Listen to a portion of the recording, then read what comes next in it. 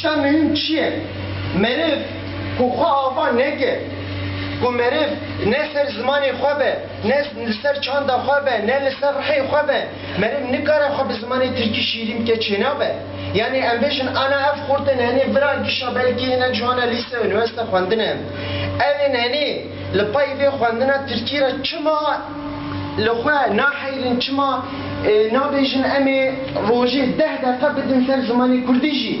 Yani ev ne peyvîra wan e, ew ne wezîfeya wan e. Ma qey wara Parîsî li ku derê me heylo hewar. Tişta dî jî ez rica ji we dikim. Bi taybetî deyên bêjin botan dilê Kurdistanê. Ti carî qebûl nekin siyasetmedar sê serê we bi Tirkî biaxivin, vêkê qebûl nekin.